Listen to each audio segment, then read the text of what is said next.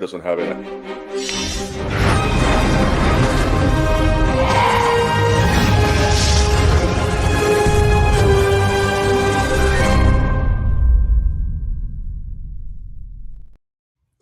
Hello and welcome to the Fantasmagorium. I'm Kat, joined by special guests Ben and Ernesto. How is everybody? Hello, doing well. So we're here on an unconventional night, as evidenced by the fact that I currently don't show anybody watching, but I'm sure I will soon. We are here to review the Phoenician Scheme. Oh, and we just lost EMR. The Phoenician Scheme, and I've also seen Eddington, and I know what you did last summer, and I could share some thoughts on that. I guess I'll start with the brief reviews of the other two movies because you guys haven't seen them yet. I was curious about I Know What You Did Last Summer because it's like the first two movies, like there's nothing supernatural about it.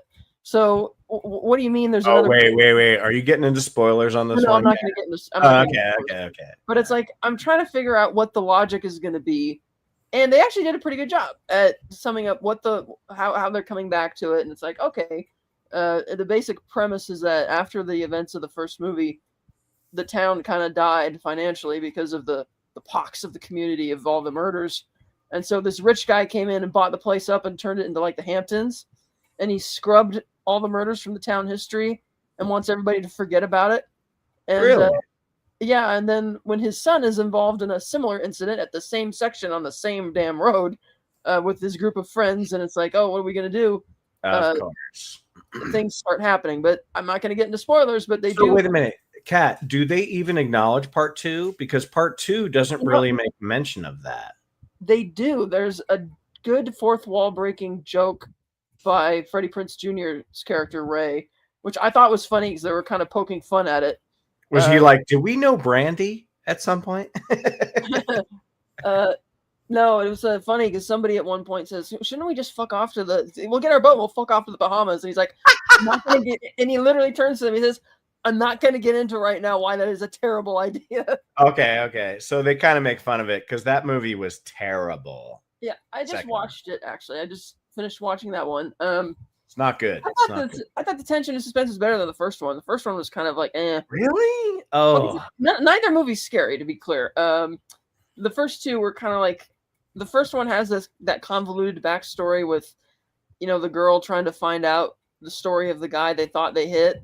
And, Anne Heche was there as the weird sister character. And it's like, what's going on? Why is this part of the plot?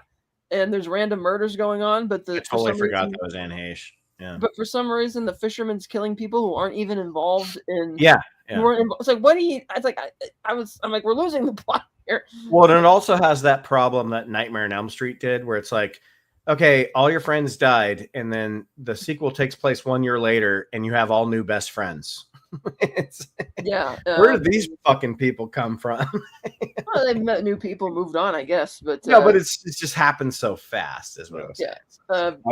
I don't remember much of the first one. I only remember the follow-up because this is the one with Jack Black, right? The second one is, yeah. Yeah, I only remember because Jack Black was in it, and it was more of a comedy than anything else. That's all I remember from it.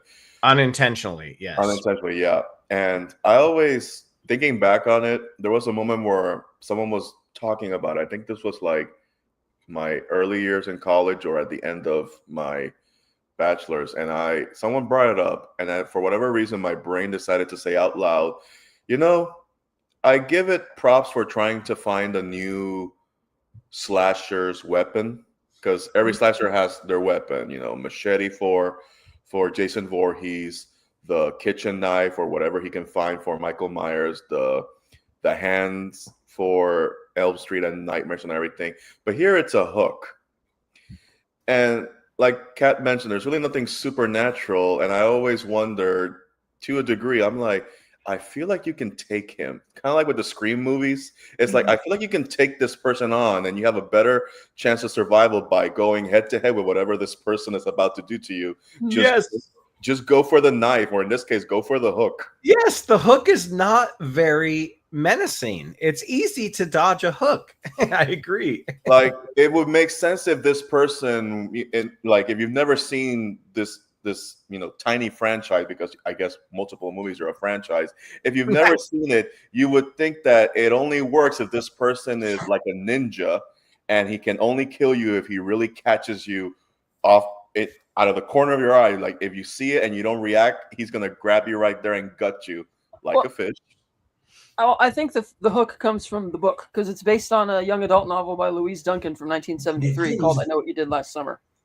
I'm sorry, Kat. Did you say the hook comes from the book? I think it does. Yes. No, it rhymed. I'm sorry. We're gonna put that on the cheat sheet. Kat's gonna show it off. I think it does. But yeah, it's like, okay, and again, this movie justifies the reason why the killer is once again emulating the fisherman. It's like, okay. Oh. And you have the gory kills, so they try and up the ante on that, because it's newer. Sure. They're always going to do that.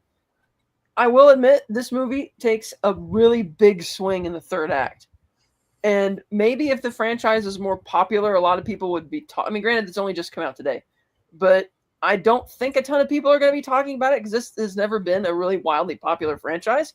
Yeah. But it's a big swing, and we'll see how people take it. I was kind of like, I guess you're leaning into the. It's interesting. And you're talking about this new one, right? Taking a big swing. Yeah, this new one. If I may ask, since I really don't have no interest in this movie, nor do I have any interest in the franchise I'm about to mention, and Scream. If you were to compare this movie to the recent new sequels that bring back the old cast, how would you compare it? I like Scream 5 better, and you could tell that they were totally thinking about that movie when they wrote this, because it's like you have Julia being similar to the way they wrote Sidney Prescott in Scream 5. You're like, yeah, let's do this, and it's like, and other people are like, no, and it's almost like they're trying to put a rebuttal to that. It's like, because the thing in Scream 5, which I didn't get, is why is like the idea that, I get it, spoilers for Scream 5, but Dewey dies. And Sydney is like, yeah, let's go back there and kick this guy's ass and kill him, which is kind of out of character for her. And because at no point in the Scream movies are they trying to actively murder Ghostface. It's like something that happens because of the final fight. Whereas in Scream 5, it's like, no, let's actually go kill this guy. And it makes sense though, Kat, because you have Billy Loomis's daughter, so they're trying to lean into the fact that maybe she's also like a serial killer, or not a serial killer, but enjoys it. Yeah. Right. Sorry. Whereas in this movie, it's like, similar to Sidney Prescott, Julia's like, oh, let's do this when they bring back legacy characters. And Freddie Prinze is like, no, let's not do this. This is insane.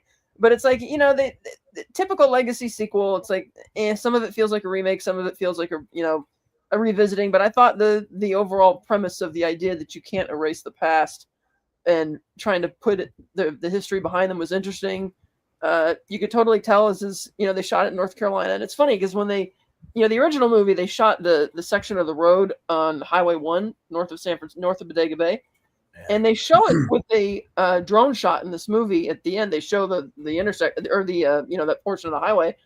But the way they staged the accident this time, you could tell that it's like not the same place. Like they filmed it clearly somewhere else because the geography is totally different. Is it trying to look like the same place though? But sort of, but that's like, oh, now there's this sheer cliff face that wasn't there before. It's better. It shouldn't be the same place. That's stupid. Well, they're saying that it's like they have a nickname for it, like Reaper's Curve or Dead Man's Curve, because a lot of accidents have since happened there.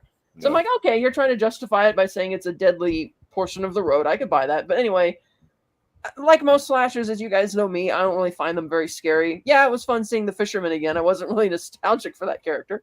Yeah. And again, it takes a big swing in the third act, so we'll see how fans are taking it. Yeah, because I know that when the trailer came out, it felt like the Scream 5 trailer, where it has this long sequence of someone about to die or get harmed. And this one is the guy who gets harpooned while his girl is upstairs upset because she broke a nail or whatever the fuck it was. Taking a bubble bath. But this movie expects you to remember this line that Jennifer Love Hewitt said, which was like, what are you waiting for, huh? And like they throw that into the trailer, and it's like, I remember it because I saw the movie, but it's like, it's not an iconic line. It's No, really it's not. And even the poster, you could tell, clearly looks just like the Scream 5 poster with the color scheme Yeah. and the highlights on it. It's like it's Well, and exactly just the people in the shot, just Also, Photoshop. that description you gave earlier about this new guy came in, bought the town, and revamped it. That reminded me of that Texas Chainsaw Massacre that they did a couple years ago on Netflix, where they brought the original actress that escaped in the first movie, Mhm. and it's these influencers who want to buy this town and Yeah. gentrify it. And I'm just like, why does that sound so familiar? The way Kat just described Wow, that. I need to watch that. I didn't even know that existed. Holy shit! That's the Oh, thing. just please. I apologize. Please don't. Don't watch it. Okay. I no. didn't watch it, but somebody showed me a segment involving Leatherface in a bus with people having their live stream and daring Leatherface to kill them because if not, he's gonna get canceled. I'm just like, you know what? Fuck it, just kill them right Isn't now. that also the movie where the new character, the main girl or whatever, survived a school shooting and they're trying to make it seem like her going after Leatherface is some type of cathartic healing of I think so, but don't quote me because again, I only saw the bus schedule. Yeah, I never saw that movie before because that's a Netflix movie. I thought you were talking about Vaughn Lux for a second there. No. Well, that was kind of the same premise, but without the revenge killing. Yeah. Yeah, so I gave this one like 3 out of 5. It's decent, little fun popcorn movie, but well, let me. Do you guys? I know you got you. I don't know how old Ernesto is, but I know that Kat is pretty young. So Kevin Williamson, before he did Scream, he was writing a treatment for a television show, which would later become Dawson's Creek. And Dawson's Creek, I love it because it did have some like horror episodes that were, it was part of the show, but they ended up being pretty scary. And I remember hearing that like the first I Know What You Did Last Summer was basically like his version of Dawson's Creek had they accidentally killed somebody. And I'm like, you know what? That makes perfect sense. It really makes perfect sense. But reruns of Dawson's Creek. So now that you mentioned it, you just unblocked a memory of the opening song. I don't want to wait till tomorrow. But now that you mention it, the name Dawson's Creek does sound like something that's right for a horror movie. Right? Yeah. And also to help make this movie like Camp Crystal Lake, yeah, Dawson's Creek, that makes total sense. Yes, Crystal Lake, perfect. And also to make the movie feel modern, at one point they call in a true crime podcaster who knows the whole history of the original murders to help with advice. It's take it or leave it. I think it's a fun, silly popcorn movie. People might like it. But again, it takes a big swing in the third act, and it's like, oh geez. And I'm glad it takes a big swing. That's great. It does, and it's better whether than or not like if you're gonna do a legacy sequel to a movie that people barely remember from 1998, you might as well take a big swing. It is, and I'm going to be very interested to hear what you think about that. I'm going to see it next week. So you just brought something up. A lot of these legacy sequels and semi reboots, a lot of new fans probably have never watched the ones that came out before. I would like to ask them, hey, whenever they have these older characters in these movies, do you ever feel confused as to, okay, who are you? Or do they even care more about this older person versus the new cast they're supposed to be following? I've always wondered what the thought process is when a new generation sees an older individual that's a legacy character. Like, do they ever acknowledge a legacy character? I'm sure there's that's what they think about legacy characters they've never seen before. I'm sure there's plenty of kids that are like, oh, look, that's Sidney Prescott, and only her because she's literally one of the best screen queens of all time. Mm-hmm. So they know her, and maybe they know Courtney Cox or whatever. But if you were to throw in some obscure characters, they might not know it. If you did find a way to have Stu Macher back in, I think people would know Stu Macher. But when it comes to what's her name, Neve Campbell, dude, to me she's the best screen queen of all time. She beats everybody. She's the best. Yeah, it's also Neve Campbell. I like her just because she's Neve Campbell. Yeah, I love Neve Campbell, man. Yeah. Alice, welcome to the show. Hey, dude. Maliciously low. And make sure you stay for the mid-credits scene. Don't leave before that. So, boy, the hook comes again. I'm assuming, I guess. Who knows? It's a franchise. Yeah. So that's that movie. And then I saw Eddington. This is the new Ari Aster film. Of course, he's I made saw it Hereditary. too, so I won't be left alone here. Yeah. So this is the film set in May 2020. You have Joaquin Phoenix as the sheriff of this town. The department is doing really badly. There's only him, one deputy played by Luke Grimes, and then another deputy who's black, Deputy Michael Cook. And there's and that's it. There's nobody else in this department. And it begins really with the sheriff, like at a grocery store, he goes in without a mask to shop for some asthmatic guy who didn't want to wear a mask in the store and was kicked out. And, he has a little standoff with the mayor, played by Pedro Pascal. And when the movie's doing this back and forth between them, where the sheriff decides he's going to run for office, and he's in the beginning of the movie, he's kind of a level-headed, common sense kind of conservative guy, whereas Pedro Pascal is like, typical liberal. He's being sponsored by the governor. He wants to build this big data center outside of town. And it's like, okay, eventually you have Black Lives Matter protests come to town, which the sheriff doesn't understand why, because he's like, yeah, that happened in Minneapolis, and there's only 3 of us here, and you're not like, what's going on?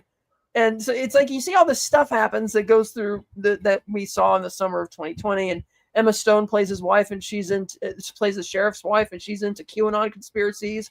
And Austin Butler is this like far, far, far right cult leader who she's like enamored with. And he comes to their house for dinner at one point. It's really weird. And the sheriff's sitting there listening. So you got this typical Ari Aster, all this weird stuff going on. But the more I was watching it, I felt like, okay, I could tell that you're critiquing both sides here with some of the absurdities. And there's one kid, I don't know what the actor's name is, but he's like this, college age white kid who wants to impress this girl he has a crush on. So he decides to try to become the most woke guy ever. Giving these speeches in these rallies just to impress a girl. And it's like, okay, I can see where we're going with this. But then something happens partway through the film, which was major. And I didn't believe that the character which does what happens would do that thing. And then the movie just kind of goes off in another direction afterwards, where it's like, okay, there's stuff happening, but I'm not feeling like there's any thesis to this movie. It's like, yeah, we get it. There was chaos and stupidity, but I didn't feel it was really building to anything. And at 2.5 hours long, it was like really long. It was funny a bit, but I wasn't really enamored with this film as much as I wanted to be. I can at least say that I liked it better than his previous movie. Not what was the one he did with the 4 Joaquin Phoenixes? No, well, Beau was Afraid. Yeah, I have not seen Beau was Afraid only because I don't know. I saw the trailer one time. I'm just like, that does not look like a good time. and when you know that it's 3 hours, I'm like, yeah. If I know I'm not gonna have a good time, I'm not gonna do it for 3 hours. I'm gonna put that in the pile, buried it in the pile. And Kat knows what the pile means. I'm gonna bury that thing until someday we get to it. I still am not forgiving him for Midsummer because that's one of the movies where my takeaway was, yeah, a lot of stupid people who got what they deserved. That was my takeaway. Yes, Ernesto, I agree with you wholeheartedly. I did not like Midsummer. I love Hereditary, but yeah, Hereditary is fucking fantastic. So I'm still waiting for him to repeat whatever happened with Hereditary. It doesn't even have to be a supernatural story. I'm just waiting for a repeat. And Eddington, I like how the first poster doesn't really tell you anything. It's just like a couple buffaloes falling off a cliff. So I'm just like, okay, I guess it has something to do with buffaloes. And really, I haven't seen it yet. So. Yeah, it doesn't. It's just as Kat mentioned, it takes place in May of 2020 at the early days of COVID, and you had the Black Lives Matter protest, which, if you know the year it's set, it goes into the George Floyd murder that was sparking everything that year. I like to compare this movie to Darren Aronofsky's Mother, in as much that it feels like a cacophony of chaos. That it's basically like a summary of everything that happened in the year 2020, and it's all summarized in 2 hours and 38 minutes. That cacophony of chaos. Because it starts like, okay, I don't know what's going on, and then we go into like, oh crap, something's happening, and then we lose the wheel, we lose everything. And it had me for like the first 2 acts. And then when we get to the moment that Kat mentions, I'm like, okay, you got my, if you didn't have my attention before, you have it now. And then it goes somewhere. And Yeah. I'm like, where are you going? Get back over here. What the hell are we doing?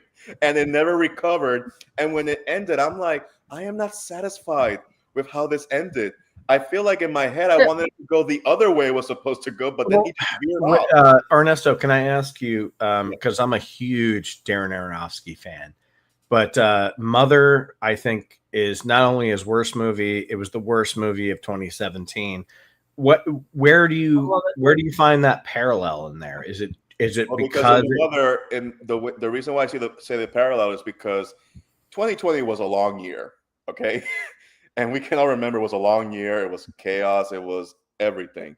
And Mother, it compresses, what was it, the Old Testament of the Bible? This one felt like it compressed 2020 in the span of a couple of weeks in this movie.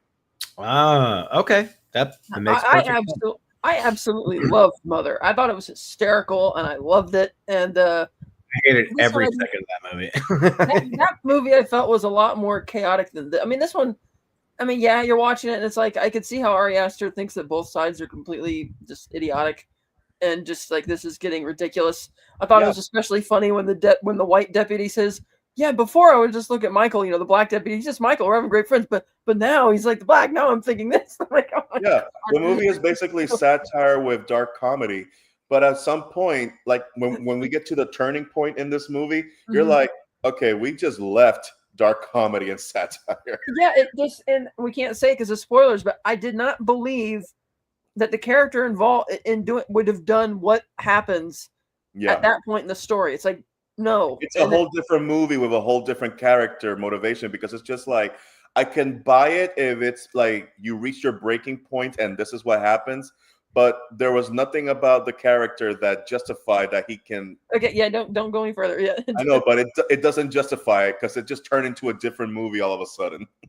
Yeah, and like you said, it just kind of goes on from there, and it's like, okay, and there's some great action bits, like when he's been in one of the trailers of the poster where he's got that big, military 50 caliber gun that he's running around with. I'm like, okay, that's kind of fun and funny. The one part that frustrated me, like really frustrated me, and it's something that when we ever talk about it in spoilers, I'll bring it up, but it involves Emma Stone's character as the wife. And when you get the con artist at his house, and you can kind of tell the reason why the wife is resonating with him, because you don't really know what's going on with the wife until that dinner scene. And when it starts coming to light, I'm just like, oh, okay, now I know what's going on here. And you see the husband, he's just like, wait, what's going on? And I'm like, oh, wait, you're married to her and you have no clue what's going on? I can't imagine that he doesn't know what's going on. But the movie wants you to be convinced that he's never once been able to key into why his wife is the way she is. Yeah. And how and that's the thing. I kind of wanted more from the Emma Stone character and then the Austin Butler character, but they have very limited screen time. And it's like, and I can see what he's doing there with the whole conspiratorial crap that they're commenting on with those two characters. But it's like, okay, I guess we're not going to go anywhere with that storyline. But I did find it funny that they cast Deidre O'Connell in this movie as the mother-in-law. Yes, I know why you're bringing it up. I know why you're bringing it up. By the end of the movie, the flip parallel from the Penguin Show, I'm like, that's great. But I was like, wow, I can see why she was perfect for that role. She was, but so Eddington, I can't say it's going to make you an Ari Aster fan if you're on the fence about him or if you don't like him. And maybe it's deliberate that the movie is that long, is Ernesto's point about wanting to cram everything in there and it just goes on. And maybe that's why the movie's as long as it is. But I was also, feeling the runtime. And the town is way too small to justify certain elements that are brought into it. Yeah. Like the way it's framed, I'm just like, because you talked about that there, they touch on Black Lives Matter, but I'm just like, they keep mentioning Albuquerque. And clearly Albuquerque has to be like maybe a couple hours away. I'm going to, like, I don't know exactly how far Eddington is from from Albuquerque, but they keep mentioning. I'm just like, yeah, this would make sense if it's taking place in Albuquerque, but not in this little town. I'm just like, that's a waste of time for the purpose of what he's trying to do here. Well, that's also part of what the sheriff says. He's like, "What are you guys doing protesting here? Like, what's going on?" Like, even Deputy Cook is like, when the protesters are trying to appeal to him because he's black, and he's like, "What are you guys doing here?" You know. Mm-hmm. So there's a lot of that going on, and I've seen a lot of critics are pissed off because I think he's drawing an equivalency between Black Lives Matter and all the conservative, COVID craziness. And it's like, well, I think there's certain parallels that you're seeing in terms of the, we got to freak out. We can't let you go in the grocery store without a mask. It's dangerous. But oh no, let's all have masses and masses of people come protesting everywhere. Yeah, that's totally not going to become a super spreader event. Yeah, and here's the thing. Even if someone feels like that, you can at least I can acknowledge that at least the characters of Joaquin Phoenix and Pedro Pascal, who they're basically the avatars of, the conservative and more like it's funny because Joaquin's character is more your typical conservative with, a little bit of ignorance. And Pedro Pascal's is like, I mean, he's your typical liberal. He doesn't lean too one way or the other, but there's more nuance to them than what the movie presents you with. Like, there's actually, like, you don't really get a read on them until if the movie feeds you more and you kind of get an idea of where they're coming from. Yeah. And then eventually the script does that thing where it wants to push them over the edge to become even more just out. That's like further off the spectrum than they were before. Yeah. It's like, okay. Like, I like where he was going in the first two-thirds of this movie, but it's like, where do we go from here, man? Come on. You had me, and then you're like, huh. Yeah, it almost feels like maybe it was around the halfway point. I'm not sure, but yeah. So I ended up giving it 3 out of 5. I'm somewhere between 3 and 3.5. I'll probably know once I write my review for it, but that's where I'm at too, more or less. Yeah, it's I might be on the hook for seeing it again with a friend who might want to see it, and I'm not going to be excited about that. But all right, can you summon Ben back? Oh yeah, okay. We're done with Eddington talk. So yeah. Oh, you type in. I'm here. I just I haven't seen the movie yet, so I was trying to kind of. Oh yeah, we were avoiding spoilers, but sort of. We each gave it like 3 out of 5, so that's what we've given it. At least you muted it last time. Kat just spoiled the hell out of one movie for me, so I'm like, all right. I can't remember what movie that was. All right, so now we get on to the topic, the Phoenician Scheme. This is Wes Anderson's latest film. Typical stacked cast. Thank you, Steve, for making us this nice background image. That's pretty cool. I really love this movie because I like Benicio del Toro as the lead character. I thought the story was really funny. I like the intertitles that they keep using for how they're trying to swindle each of the partners to get them to contribute more money to the investment. And I like how quirky it is. And yeah, it's almost like a series of short films where we're kind of doing the same thing like 3 or 4 times in a row. But I just had a lot of fun with this movie compared to his last one, or his last couple. And it was, you didn't like Asteroid City? I love that one. I didn't. Oh God, I put that one towards the bottom of my ranking list. I just didn't care for that one, unfortunately. But I really found this to be a fun, adventurous kind of joyride of a movie. Yeah, I agree. Well, if I may go, yeah. Kat knows this. I'm a super fan of Wes Anderson. I love his aesthetic and the world he's created. He's basically kind of created his own genre. And I've said this before, like there's a Wes Anderson movie, it doesn't even matter what it is. And I've said that so many times. Every movie he does fits into this ether. And there's extremely underappreciated and extremely underseen films that he's done. But this one it just fits perfectly in his aesthetic, his world, his characters. He knows his fans. And I've even heard like red letter media say like, wow, he's doing the same thing again. It's like, yes, he is. But if you're a fan of his movies, you're always going to come out with a smile on your face. And I did once again with the Phoenician Scheme. It just made me smile. It's funny. And I love it that every once in a while, Kat, he'll bring in a new character, or I'm sorry, a new actor that you're like, man, I wish this person was in more Wes Anderson movies. And for this one, it was Michael Cera. He's kind of the standout of this movie. But yeah, if you don't understand the way that he approaches filmmaking or storytelling, then yeah, you're probably not going to like it. But that's fine, because I can tell, well, I've already done a whole show with Kat. We like Wes Anderson movies. So, and this one is up there. It's great. He doesn't do a lot of PG-13 movies, but he did it with this one. And yeah, it's just great. Estelle? Yeah, I'm about to shit on this experience for you too. That's fine. I did not like this movie. I was hoping that Asteroid City, which I also didn't like, was a blip.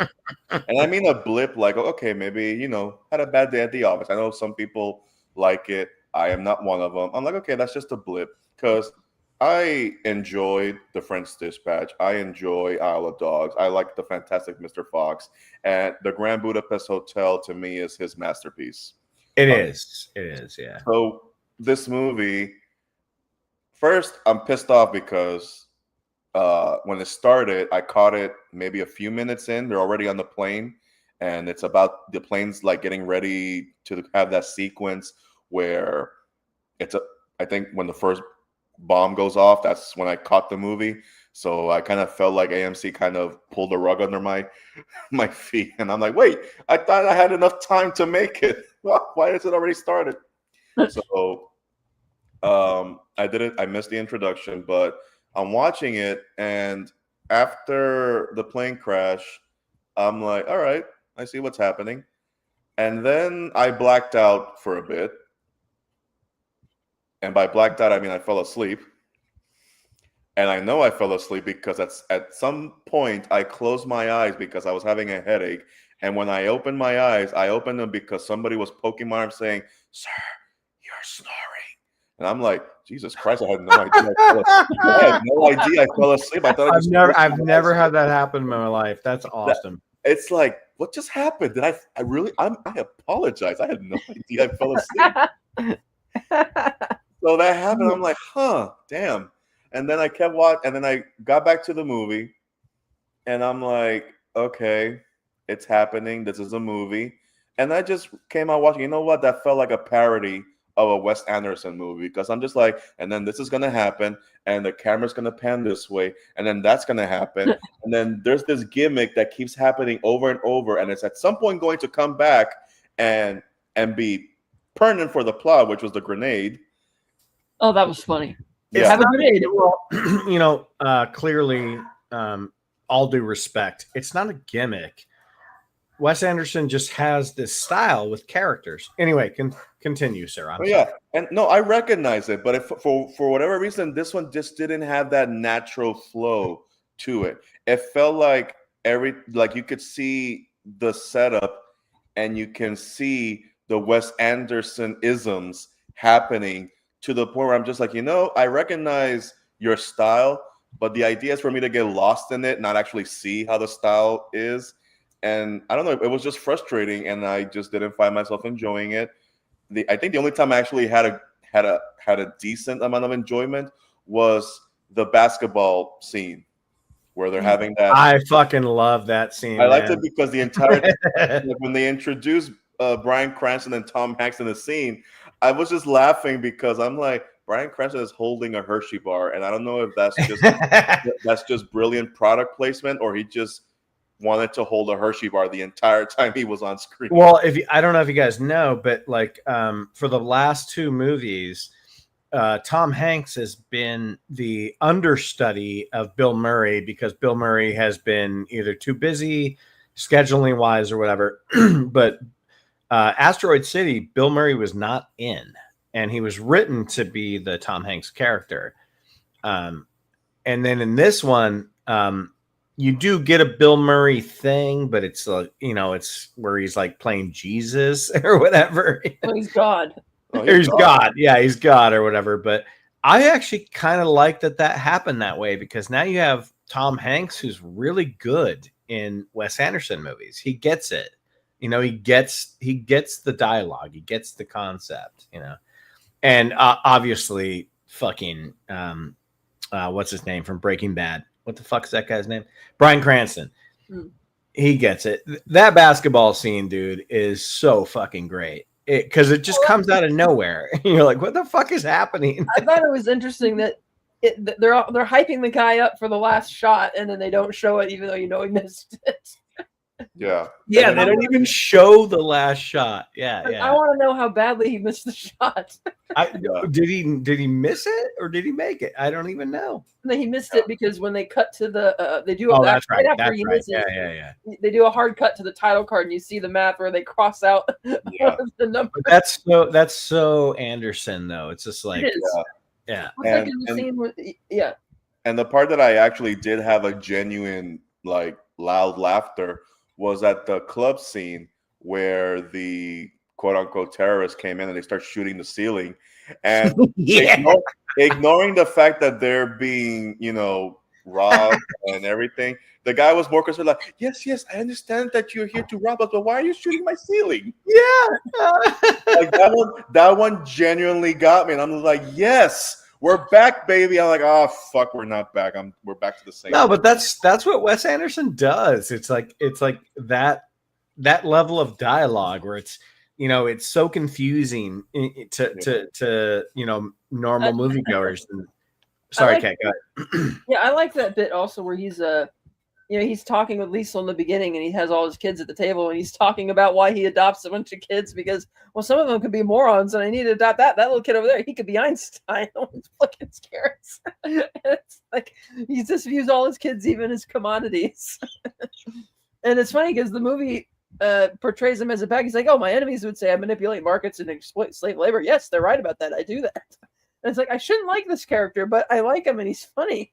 And all that, and you know what? After saying that, I felt like Benicio del Toro was the best character, like the best. Like I'm just like, you know what? I like that Benicio del Toro understood the assignment, and I'm like, oh yeah, good. Oh yeah, I like that. I wish I liked the rest, but it just did not work for me. I'm sorry to say, and I wanted to like it, and I'm just like, you know what?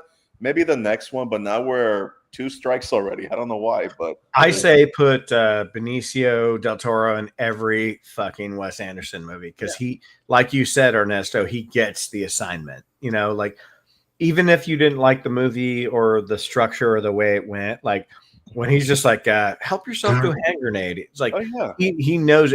And to me, Kat, help me out. The French Dispatch, which is Wes Anderson's like 3-part vignette. That one was the best one for me with Benicio, because you're like, holy shit, this guy just owns it. Yeah, he gets it. He gets it. Oh, hello, Movie Malice. He writes, Kat loves Ari Aster. Not exactly. I mean, I'll say this. I like that a filmmaker like Ari Aster can exist and get movies out in mainstream cinema. I'm not over the moon completely about him. Yeah. Euler Greg, cheers, Euler Greg, and oh hey, Bumpmaster 1, thanks for being here. Cheers, everybody. Yeah. Oh, we gonna say something? I wonder one thing, because when we get 2 things. One, I wonder if another actor was supposed to play the Benicio, not the Benicio, sorry, the Benedict Cumberbatch role. Mm-hmm. Because the makeup and the hair they gave him was very distracting. Yeah, it was. I could see right through him. That I was wondering, it's just like, are they just trying to just put prosthetic to make him look like somebody else, or was this supposed to belong to a non-white actor and they just decided to, you know what, let's just put, because I'm like, this does not look like he belongs to the same family tree as everybody else. But I'm like, whatever. Well, it's kind of like Scarlett Johansson being like his cousin. Well, I guess a cousin it can get maybe makes a little more sense. I don't know. Yeah, and then the second thing is Wes Anderson broke his own aesthetic in the chase because the camera all of a sudden decides to become handheld and they're running down the hallway. I'm just like, wait a minute, what the fuck are we doing? We this just turned into a different movie. Like, well, I would have to disagree with that because if you watch Grand Budapest Hotel, the chase scene turns into a big cartoon with like animation and wacky hijinks. But I know what you're saying. no, it's just like because everybody was running from left to right, and all of a sudden we're following the character from behind. So it felt like it just took me out for a moment. I'm just like, whoa, we just had a new filmmaking style from your typical, left to right. Mm. But yeah, other than that, I'm glad you guys enjoyed it. Yeah, I love all the character quirks with him in this movie. I thought it was quite fun. Yeah. Mm. I have to say, and I've never said this about a movie before, but Michael Cera is the scene stealer of this movie. Yeah, people have been saying that it feels like Michael Cera was genetically engineered to be in what he really was. Like like we were talking about Ernesto, how like somebody gets the assignment. Like he really did, because he plays two different characters in this movie, and he plays them both like exactly how Wes would want him to play, like over the top, like I'm just I'm just a butler. Like he wasn't a butler, but what was he, Cat? He was like a fucking tutor. Yeah, I'm a tutor. And then when he changes, he still throws out the same amount of energy, but just as a totally different guy. Yeah. I was about to make a joke when Kat said that Michael Cera is genetically made to be in a Wes Anderson movie. I'm just like, oh, he's genetically made, all right, but that's not what I'm thinking. He was genetically made to never outgrow Michael Cera. Dude, I'll never forget that line from Superbad where Jonah Hill goes, "Man, your mom's so hot. She's got the biggest tits. I'm sorry to say that." And he goes, "Yeah, she had those big tits when she was sucking on your daddy's dick." Sorry, it's from Superbad. It's funny. I remember. I still have the lenticular 3D McLovin driver's license that came with the DVD. Mm. And I remember, fun story. I remember going to the bar because in Puerto Rico, when you turn 18, it's legal to drink. I remember going to the bar and I asked for a couple of drinks, and the guy asked for ID. So instead of giving him my driver's license, I gave him the McLovin ID. And the guy's looking at it, and you can just see the wheels turning the moment he realizes, wait a minute. And it was I did that a couple times, and it was fun as hell because everybody had the same slow hamster turning the wheel in the brain. They're like, hey. Okay, sorry for the tangent.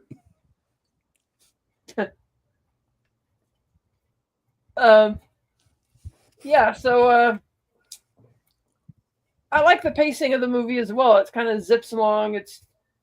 It flows kind of nice. Yeah, it kind of like a fun little adventure movie. It's been over a month since I've seen it. Same here, Kat. But wasn't the best thing about this movie's pacing was the fact that they always ended up back in the plane, and Benicio was all, what was it that he would say? He would say, come on, Kat. What is it? He would say like, he would say like, he'd like reassure them like everything's fine or whatever. I can't remember what it was. Oh yeah. Yeah, everything's fine. Help yourself to a hand grenade. But I'm the only reason I cut you off because I'm with you. I thought this movie was so funny.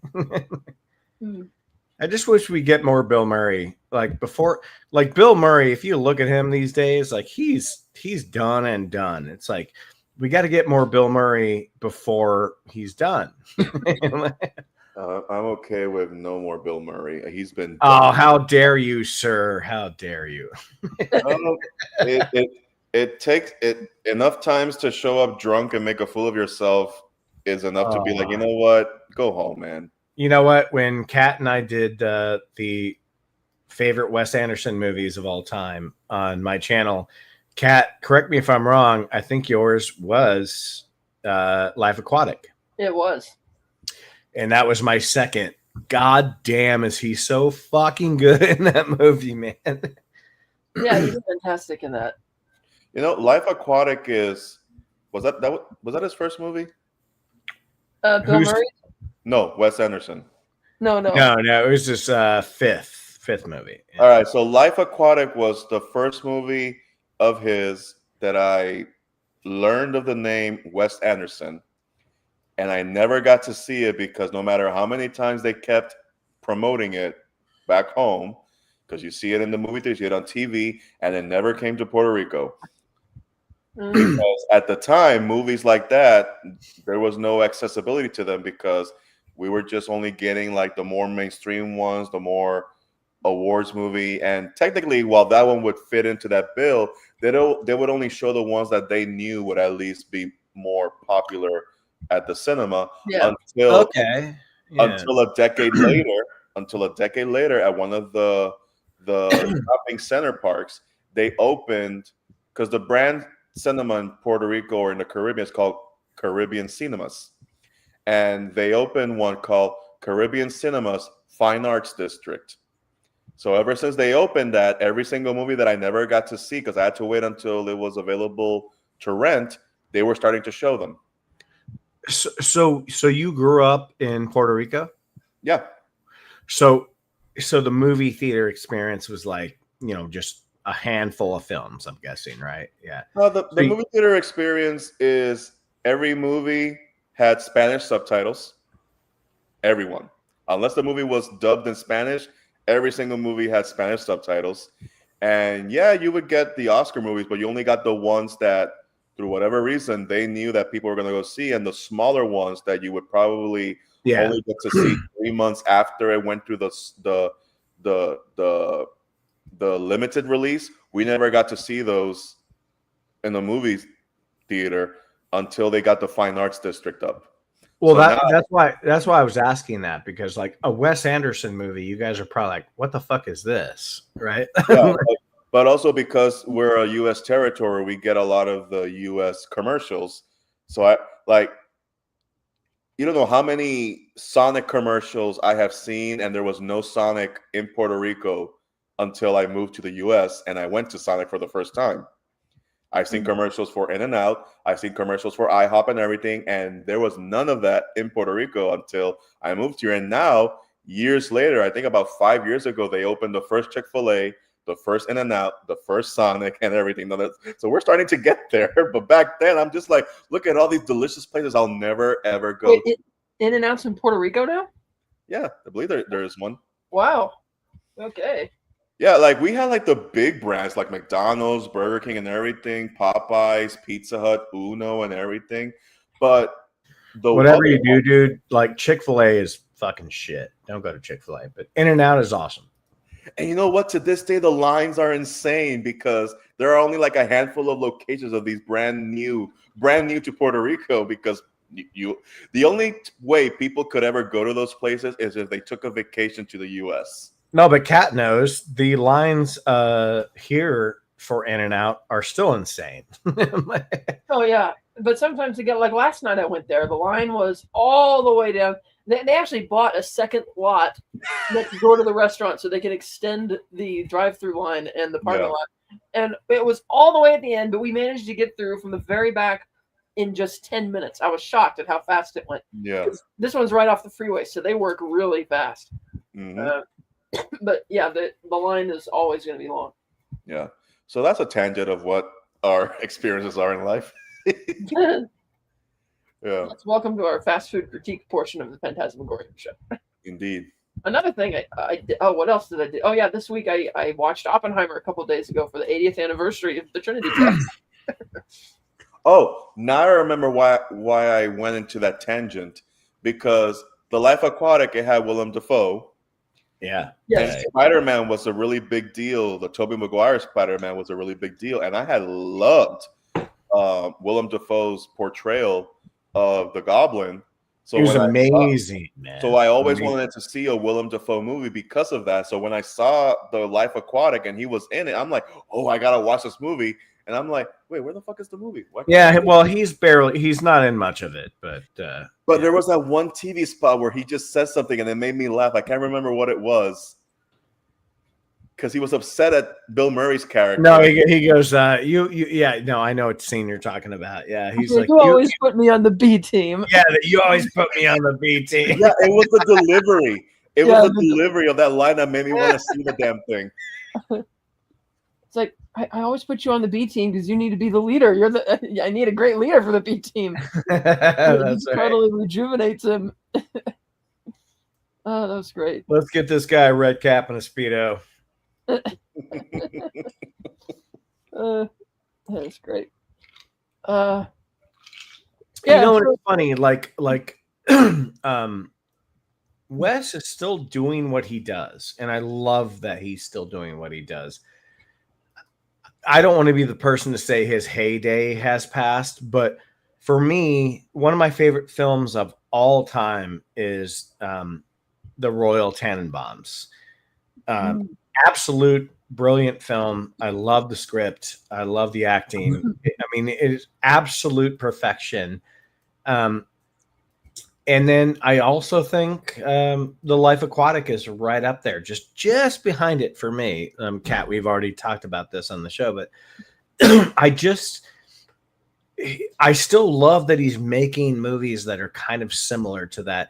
And I appreciate when he does sort of these animated films too, because I love Isle of Dogs. And I think Mr. Fox is fine, but not necessarily for me, but I get why people like it. But yeah. Another funny thing about Phoenician Scheme is that, this whole movie is about him trying to get funding for this infrastructure project, but they never really explain or show you what the infrastructure project is. Like, you see the model of it briefly at the end, but they don't really get a chance to explain it because it goes into the chase scene. So it's like, what exactly is it that you're overhauling about the infrastructure in this place? Do you think there was ever a point he was going to explain it, or it was just like the MacGuffin? I guess it's the MacGuffin. Oh, hello. No, I said that to Josh and John when the movie was over. I'm like, I love this movie, but what was this? What was happening? What was? Yeah, I got the Wes Anderson scheme. That's what it was. The Wes Anderson scheme. I like that. Yeah. Hello, Phantom Organist. He says hi to all of us. Hey, bud. Now, I know I made Kat laugh earlier when I was going through my story of falling asleep and not realizing I fell asleep. What was the last movie you guys suddenly realized, oh shit, I fell asleep watching it? I do that sometimes frequently up here, but I've never fallen asleep to a movie in a movie theater, though. Never? Not even once? No. Damn.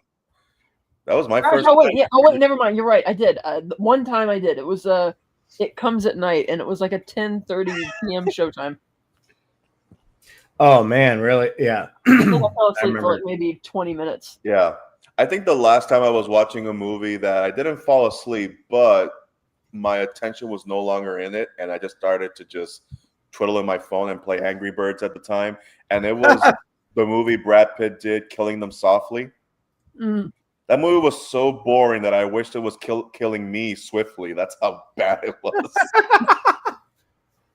And I remember it was during the early days of Movie Webcat where I wrote a review for it, and I mentioned in the review that I was playing on my phone with Angry Birds because of how boring the movie was, and I got flack for it that day in the comments section.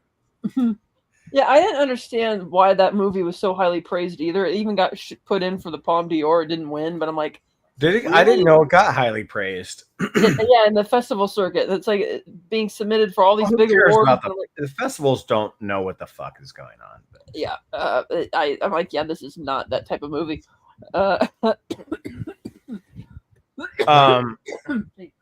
You all right, Kat? Yeah.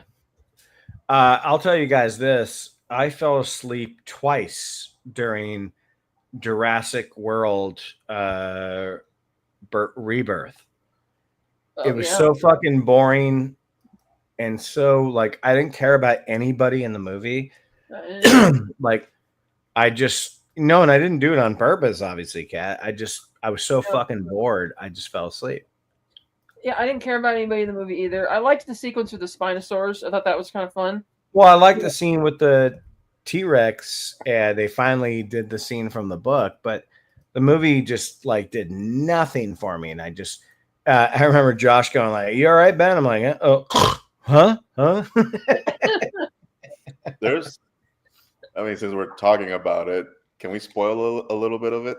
Yeah, there's nothing to spoil there anyway. So yeah, it's 3 weeks old now, dude. Yeah, we're spoiling Jurassic World Rebirth if anybody's still watching.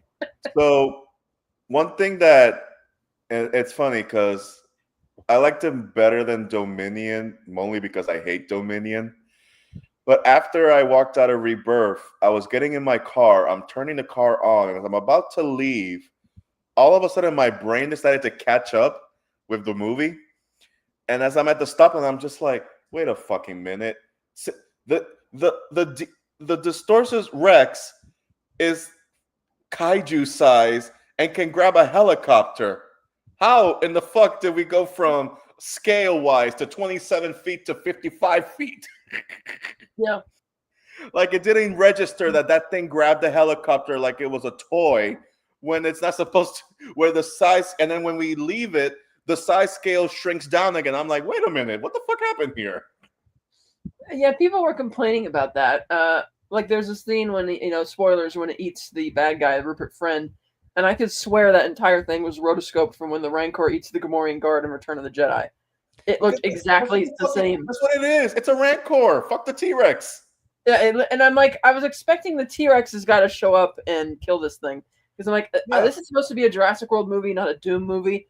And then, but that doesn't happen. Yeah, and even if the T-Rex showed up, the way that thing just handled that helicopter like it was nothing, I'm just like, oh yeah, the T-Rex is not going to be able to take this thing down because the thing just took down a helicopter. Also, how the hell did you grab the helicopter without slicing your fucking hands? Yeah. Again, I didn't care I'm complaining over something that it's like, it doesn't matter. Yeah, I didn't. Nothing registered with me in this movie either. Like, it's like the T-Rex scene. I'm like, the whole time I'm watching that, I'm just reminded how the Rex paddock scene from the original is so much more intense because, one, it's at night, so they have the rain going, and the darkness helps shield the CGI a bit, but the animatronic is amazing. The sound was so much louder, it felt like, and because of there was mostly that sequence was mostly shot from low angle shots from the people on the ground. Whereas the raft scene, they took the decision to have it be a bunch of wide shots kind of looking down on the river and showing the whole thing. And I'm like, I think that scene would have been a lot more intense if the camera was down in the water with the people looking up at this thing like right in front of them and just crank up the volume when it's roaring like right in front of your face, Because once you pull the camera out that far, I feel like I'm kind of separated from the action a bit. I like the sequence, and I was watching it in Limax, but the sound was so crisp that by the time when the T-Rex roars for the first time, I was like, "Ooh, that felt just mwah, that felt beautiful."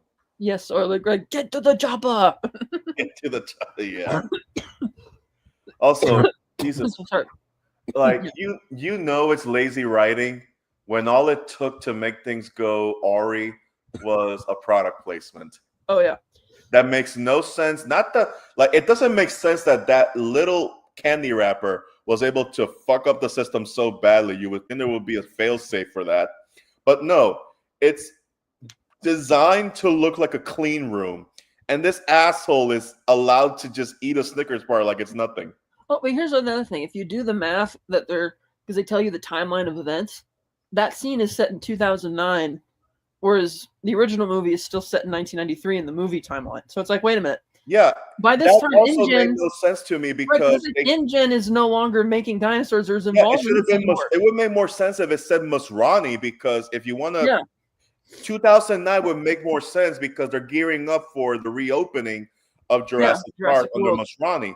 but because the whole marketing and even the characters in the movie kept bringing up, oh yeah, this is where the original park and engine. I'm just like, but wait a minute, that doesn't make sense in this timeline, especially when you're just saying 17 years. Now, it was 27 years. We might have an argument here, but no.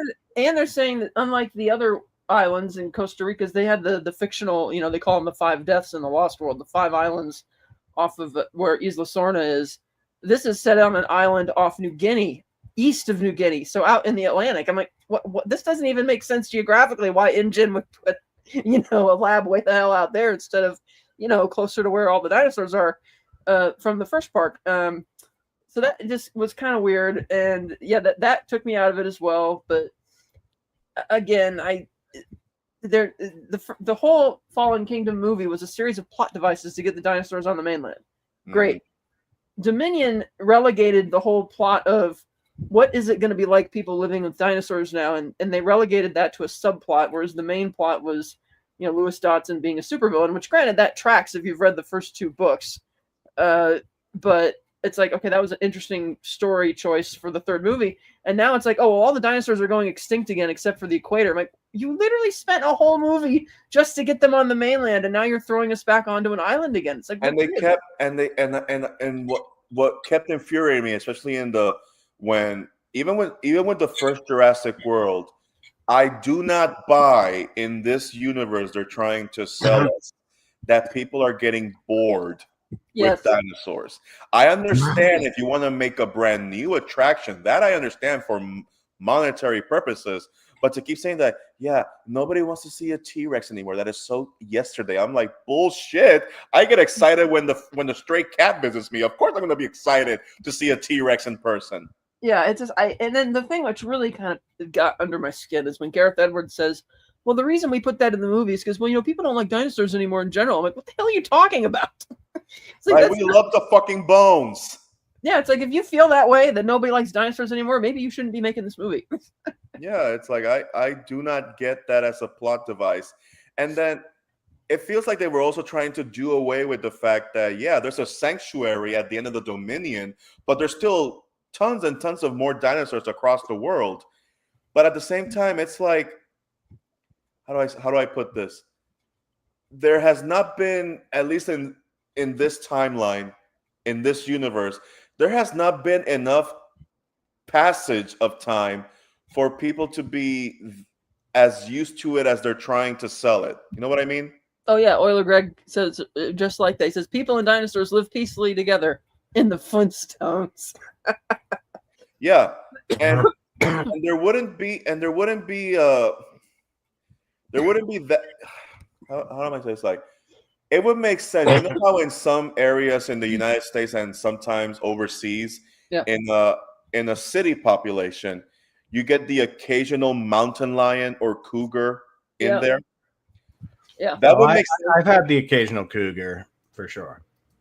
Well, I hope you use protection. But that, I get that. That would make sense in a Jurassic World logic. It would make sense if it was like a velociraptor. If it was a pterosaur, that would make sense. It doesn't make sense that there's a giant brachio just walking around. I'm like, how did you even get on the freeway, let alone downtown to begin with? Yeah, they say like it escaped from the zoo. I'm like, how did it get? Yeah, right though. How did it get that far? And how the hell did you escape the zoo in the first place? I mean, it's like you remember in that scene where they're driving and there's a sign that says T-Rex Tuesdays? Yeah. Oh, well, he said, the radio says it. T-Rex Tuesdays. Yeah, it's like the implication of T-Rex Tuesday means that you have an exhibit with a T-Rex. So if you can't keep a long neck, how can you keep a T-Rex? To me, everything falls apart with Fallen Kingdom.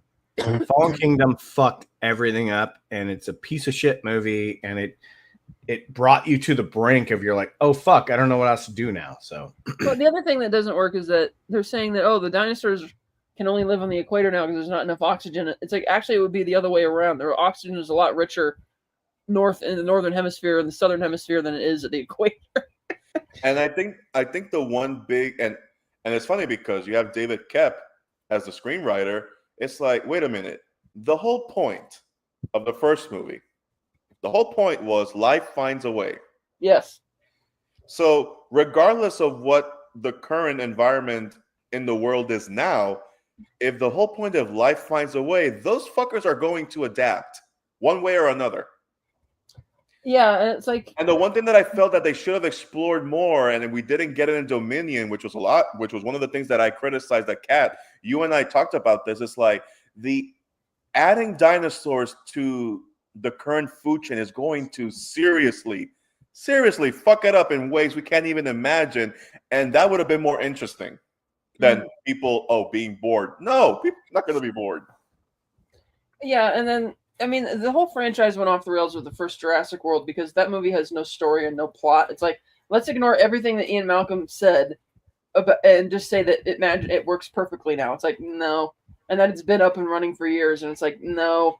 And it's funny because the criticism that Alan Grant levels towards Jurassic Park in the first movie is that, humans and dinosaurs, two species, dominant species separated by 65 million years, suddenly been thrown back together in the mix.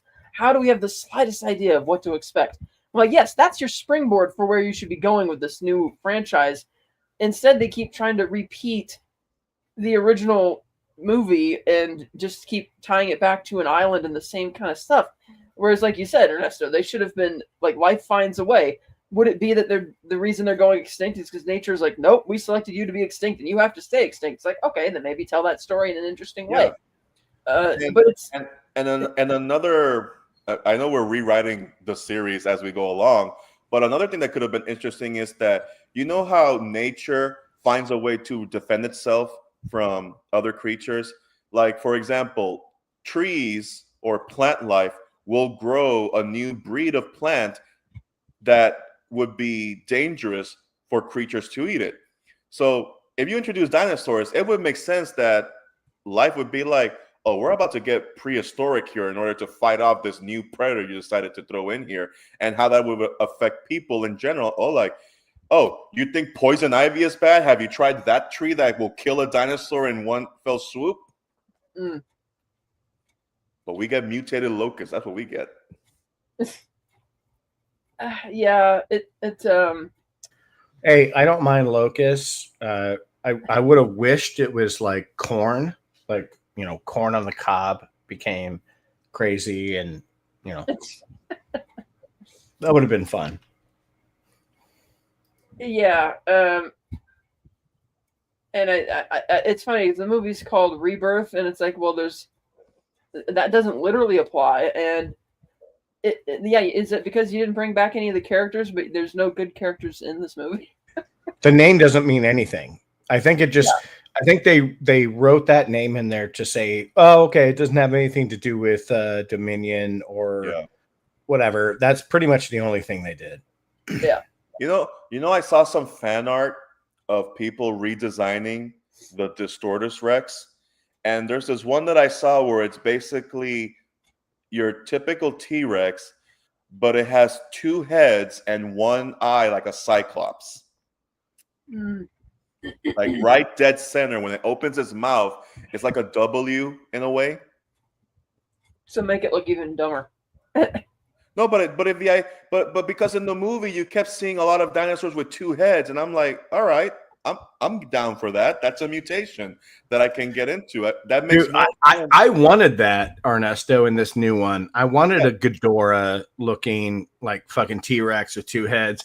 The movie just like it didn't go the full 9. It was like, okay, here's like one dinosaur that's kind of weird. Other than that, it's just like regular. Kat, I know you hate the Mutodons, but what my first thought was when the Mutodons came in? I started thinking of that scene from The Rise of Skywalker. They fly now? They fly now. No, God. I think this is also the first movie where raptors don't really play a role. They cut them out completely. Even in the marketing, they kept bringing up the word raptor, but we only see them in one scene. Yeah, when it's sneaking up behind the kid, and then the pteranodon or whatever gets it. And I think that was what their version of isn't that what the Mutodon is? It's like a pteranodon and a raptor. Yeah, it's a pterosaur. Yeah. That was so bad. And they even repeated the kitchen scene at the gas station. Yeah, and then they repeated the gas station thing where Malcolm tries to hide in the car in the second movie where he's trying to get away from the raptors. Like they're doing that, and that's another thing that annoyed me. It kept echoing back to scenes from the first two movies because it's like if you want to call this movie Rebirth and move in a new direction, then why don't you come up with new set pieces? Like even the bad guy who gets the the DNA samples, he gets in the car, he drives off, and they make sure to zoom in on a sign that says the dock because that's where Nebula is going. You can praise the fact that they go back to an island all you want, but there is nothing original about this movie. It is so fucking lazy. Yeah. I did like that he was willing to kill the teen daughter just to keep things. Yeah, but it's like whatever. Like, yeah. They did kill the daughter. What? They killed who? When Rupert Friend is trying to get the girl to not call the Coast Guard, and he basically wants to, you know what? I'm just gonna let this ride and have plausible deniability that it was an accident because he thinks that he killed her successfully. I was like, all right, I like that. An actual, Two-Face. I like that. Let's go for it. Yeah, kind of like Hammond in the original book, that is. In the book, yeah. Yeah. Hey, Kat, I have to go, but I loved being here. This was so much fun. Thanks for doing a review on the Phoenician Scheme, which I think is one of the best movies of the year. So I appreciate you guys. Ernesto, fun hanging out. Kat, love you dearly. And I'll keep listening, but I just got to go. I apologize. Oh, that's fine. Thanks for coming, Ben. Oh, always. All right, guys. Have a good night. See ya. So what were you saying about the original and Hammond? Oh, I prefer movie Hammond over. Oh, I do too, 100%. 100%. Also, I just realized that movie Hammond, because in the first Jurassic World, Masrani said that, and Hammond entrusted me to bring his vision to life. Yeah, no. And I remember in the first time, wait a minute, he said at the end of The Lost World, if we just step back and trust in nature, life finds a way. That Hammond would never have agreed or even have told him, oh yeah, I trust you with my vision. No, the first two movies set up that he doesn't want this anymore. Okay, dinosaurs are back, now leave them be. Yeah, it's also feeding into one of my other criticisms is how, in the first movie, Dr. Wu's just like a regular doctor, or whatever. He's a scientist there, who dies in the book, by the way, but not in the movie. Yeah. In Jurassic World, he tries to put all the blame on Masrani, saying you wanted them bigger and scarier and all that crap. It's like Masrani is an understanding type person. It's like if Dr. Wu really wanted to, he could have talked him out of it. It's like, no, you wanted to make these dinosaurs. You wanted to play God and do all this crap, as evidenced by the fact that at the end of the movie, you see him absconding with the DNA on the helicopter. And then in Fallen Kingdom, he's totally cool with auctioning off the dinosaurs to all these mercenaries. Well, he opposed selling one of them, but he was cool with them selling the rest of it. Oh, no big deal. And then in the third one, Dominion, he's joining Dodson to be an outright supervillain, and let's poison the world's food supply grain so we could replace it with biocid. And it's like, and he's totally on board with kidnapping the clone girl. And then he finally realizes, I've made a mistake. And it's like, really? You don't get a redemption arc. I'm sorry. You got to die. And no, they let him be redeemed. And it was so bad. And I'm like, no, you got to die. You're done. Yeah. I like when that moment shows up in the trailer where he's like, I've made a mistake. I'm like, oh, cool. You're going to bring it around full circle where he realizes that, Malcolm was right when he was telling Dr. Wu in the original movie that, life's going to find a way and, you shouldn't really be doing this. And that would have been nice, but no, he just decides, oh, I shouldn't have joined Dodson. I'm like, you think? Yeah. Well, all right. I also need to go, but this was fun. Yep. I'm going to need to go as well. So I'm going to, so yeah, we talked about a bunch of movies tonight. So thanks for coming. Movie Malice, Euler Greg, Phantom Organist, Bumpmaster 1, and Watcher X says he looks like he could play Bukowski the Poet. Yeah, so... oh, I forgot to mention before we go, my father got around to seeing F1, the movie. Oh, yeah? He had the whole theater to himself. Ooh. But he had a lot of fun. He enjoyed it very much. And I found out that my dad watches F1 on a weekly basis. I'm like, wait, since when? But okay, I guess that's a thing that I know of my dad now, that he watches F1. Oh, that's cool. Thank God it's not NASCAR. Then I would really have questions. Yeah, he all right. enjoyed it. He gives him his stamp of approval. Nice. I thought that was a good movie too.